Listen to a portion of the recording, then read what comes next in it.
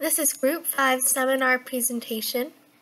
My name is Siobhan Dempsey, and my fellow Group 5 members are Sloane, Boyce, and Matthew Hoople.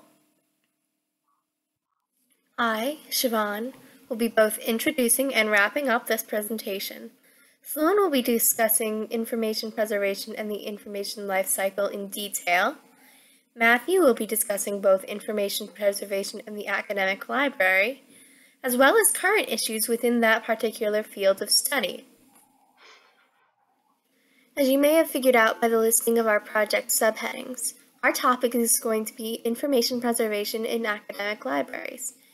Academic libraries often collect unique sets of information, and one could easily argue that it is then their duty to preserve that collected information for future scholars and future generations.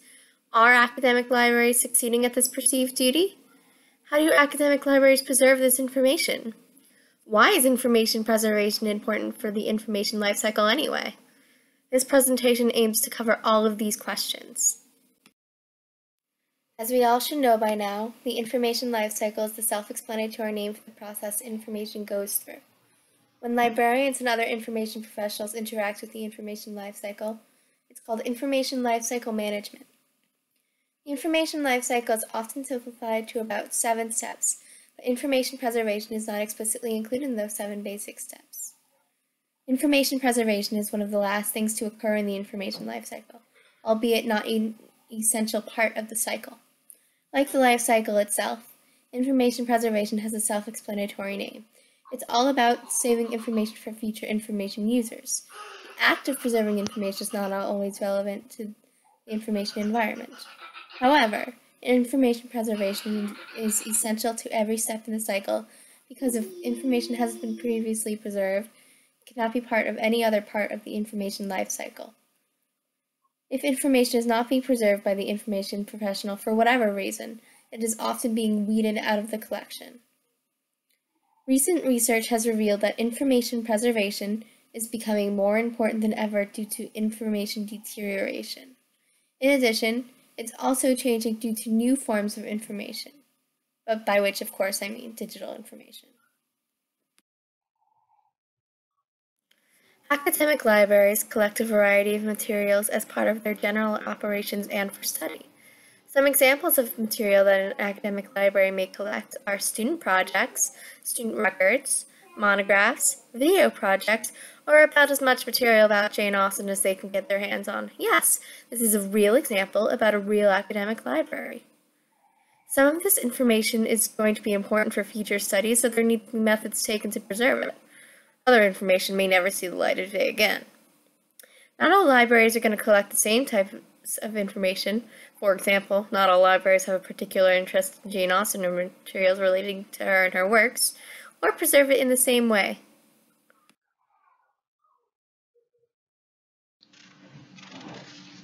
The information life cycle relates to preserving print materials in an academic library because it is the duty of a library to provide their users with access to information, even if this information is in a form that is becoming outdated. It is the goal of the academic library to provide their patrons, mainly students and faculty, with access to the information they need. This may vary between academic libraries depending on the studies offered and the focus of the academic departments. While these libraries are not necessarily involved in the creation of materials, they do focus on the acquisition, organization, storage, retrieval, dissemination, and access of them. Academic libraries must decide which materials are important enough to obtain and preserve. It would be beneficial for librarians to have an open communication with the members of the academic departments at their school. If there is a large interest in religious studies, then materials must be obtained to provide users with the information they seek. As part of their role in the information life cycle, libraries are required to make decisions on the preservation of materials, in this case, the preservation of print materials. A decision needs to be made not only about what materials are preserved, but how it will be preserved and how users will access it. When organizing and storing materials, it must be decided how and at what cost print materials can be preserved and stored. Will they be preserved electronically? Will there be a special collections department for valuable and rare items such as newspapers or manuscripts and photographs? This leads to the ability for users to retrieve and access these items. Each library must keep their users in mind when allowing for searching and finding of information in their collection. What is the best option for users? Do they already use an OPAC that can be continued with preserved materials? The retrieval of this information is dependent on how a library organizes and stores their materials. One issue, as will be discussed later, is the cost of including this within an often already tight budget. As you can see, the parts of the information life cycle are all related, and dissemination is dependent on all the other features of the life cycle. It is important for libraries to be able to answer the question, how will users obtain these objects outside the library walls? If the materials are physical, can they be checked out through a circulation system? If items are digital, the library needs to have copyright management software. What if a book or other source of information is not held within the collection? Can the library have it delivered through an interlibrary loan program? These are all questions that libraries must be able to answer for any type of material. When it comes to preserving print material, it is even more important that users are able to actually view and use it. Finally, librarians must decide which print materials are not relevant to their users. As mentioned before, this is where communication with the other departments in the university is so important. Not all print information needs to be preserved, and certainly not all information needs to be preserved in the same collection. Different universities and colleges will have different user needs, and often those needs change. How libraries choose to organize and store information plays an important role in the archival process. Weeding out physical books is easy, but what about information that will become obsolete if not preserved? Libraries must be able to make the decision that some information is not needed. Some universities are already working towards preserving print materials. Cindy Ingold, a librarian from the University of Illinois, has written in length about the importance of preserving gray materials. She specifically discusses newsletters printed by feminist and women's organizations that are not formally published. While this is a very specific topic regarding the preservation of print materials, she provides several solutions to fix the problem of lost print information so present and future generations of library users can access it. Her suggestions, although not without their issues, are for academic libraries and other academic departments at the university level to make a conscious effort to actively collect print material that would otherwise be discarded. Websites, indexes, and online databases need to be created in order to store the print material in an electronic way. While Dr. Ingold doesn't discuss the financial aspect of making this happen, some schools already have programs in place. LOCKS, or Lots of Copies, Keep Stuff Safe, is a program based out of Stanford University Libraries. They are an initiative that helps provide libraries with the tools and support for digital preservation of print materials. Their goal is to allow libraries to collect and preserve materials inexpensively and with the necessary authorization.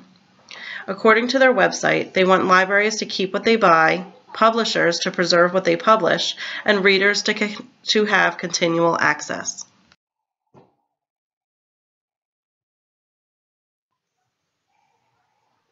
Hello class, my name is Matthew Hoople and I am the second speaker in our 507 project regarding preservation of print materials in academic libraries. For the first part of my segment, I will discuss the role of preservation in university settings. When talking about preserving print materials, what I immediately think of is all of these academic libraries portrayed in popular culture, like these bunker type rooms. If you've seen the movie Angels and Demons, that scene where Robert Langdon is in the bottom of the Vatican and all the print materials are kept behind bulletproof glass and air-controlled chambers to prevent it from degrading. And while I'm sure that there are some libraries that might do this, what I originally discovered is that preserving print materials for academic libraries is nothing like it is in popular culture. First, the article I first researched about this topic is called Digital Preservation Strategies at Colorado State University Libraries by Beth Olertz and Shu Liu. And this article described that print materials have often been stored digitally since the early 2000s. Storing print materials digitally has become the main focus of university libraries Mommy has to do work. Watch instead Minnie, of please. storing classic books You can watch and Minnie preserving the and books eat your goldfish. themselves. And Mommy will be done in 10 This minutes. is because Okay. oftentimes university libraries are more concerned with Is that your preserving bracelet? the information rather than Put it on your preserving baby. just that physical embodiment. So it's more important for content than what that content is expressed as. For example, it's more like you want the work, not the manifestation of the work as it relates to our previous assignments. University libraries' primary concern is to extend the information life cycle of specific items for future generations to be able to retrieve. These materials have included dissertations, university publications, faculty papers, conference proceedings, research papers, maps, posters, old film negatives. Apparently that constitutes print material because it is, well, a printed material. This is not all that is included, but these were just some examples of print materials. For other print materials specifically, after being scanned or copied into the archive, these documents are saved primarily as a tagged a tagged image file format, or a TIFF format. This is the primary format and widely used method for archiving. The Olertz article also states, however, that many documents are saved as text format because that format is independent of any software update and cannot become obsolete. If you look at your computer, for example, old Microsoft Word documents from the mid-90s might no longer work on the current Windows 10, or even transferring Word documents from a Microsoft computer to a Mac computer might create a lot of errors. But saving as a text format is universally operational on all operating systems. That's what the article means by it's impervious from becoming obsolete.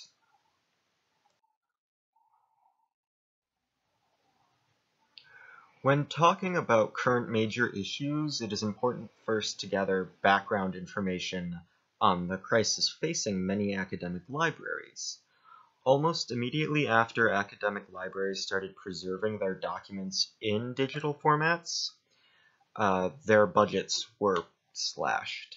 The mid-2000s saw a sharp decline of funding for academic libraries, which lasted for years, and in some areas it still continues to decline.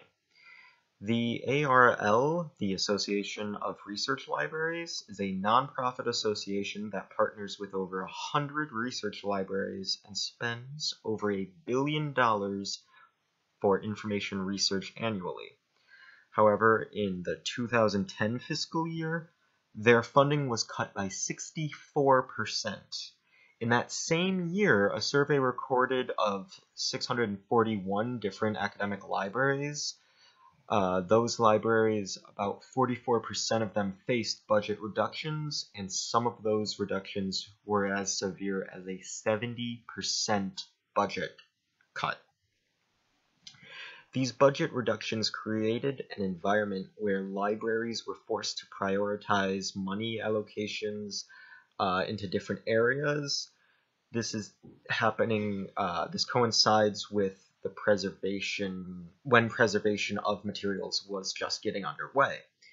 This led to a halt on preservation, which is why a lot of archival librarians aren't properly trained in managing information preservation. Heather Lee Molson highlights in her article E-Publishing in Libraries the digital preservation imperative, that preservation of materials is important not only for information reasons, but that this can save the cultural heritage of the times, allowing people to record first-hand accounts that can be saved for future generations. The reason why a failure to properly train staff and librarians in the correct preservation techniques is because a failure to do so means that information, and I quote from the article, will not be retrievable or usable over the long feed your term. babies? And if not properly stored or stored in an incorrect digital format, this could become lost forever because technology changes so rapidly that the devices used to store that data could become obsolete. Where's your phone? Think for a moment, I know it's not print material related, but think for a moment, beta tapes. If you find a beta tape, there's no way you can play it because no one has that anymore. Like, it's even becoming incredibly difficult to find a VHS player. So if you have something stored on a specific format and that format becomes obsolete, it becomes harder to retrieve that information stored on that format.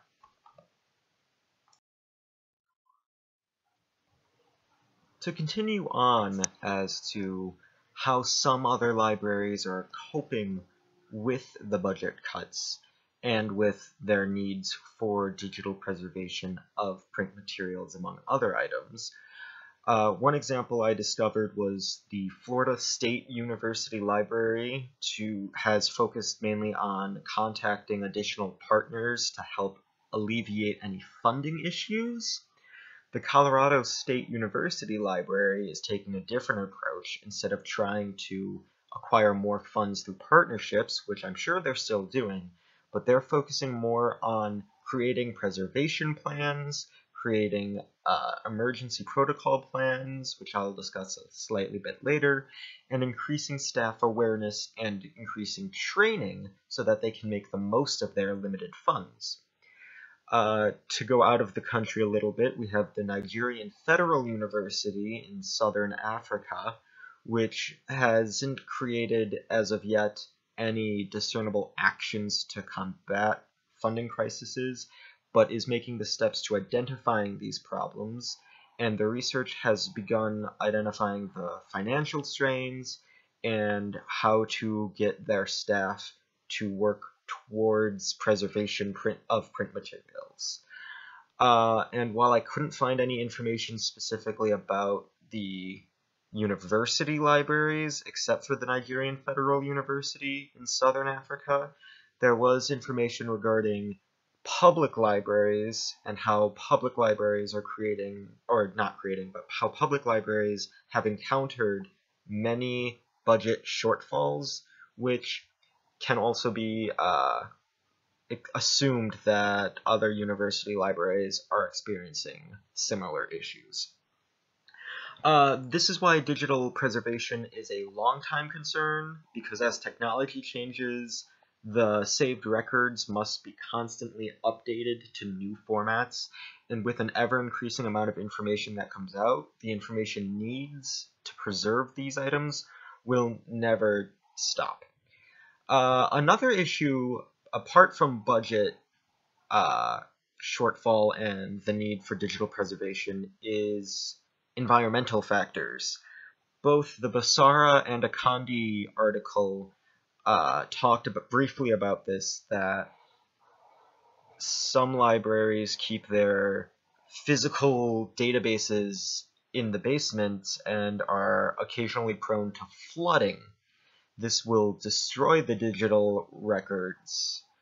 The Akandi article didn't really describe any solutions, but the Colorado State, the O-Alerts article, that described that having a prepared emergency plan to deal with flooding in your databanks room and taking preventative measures is an important need to keep the digital information of print materials safe.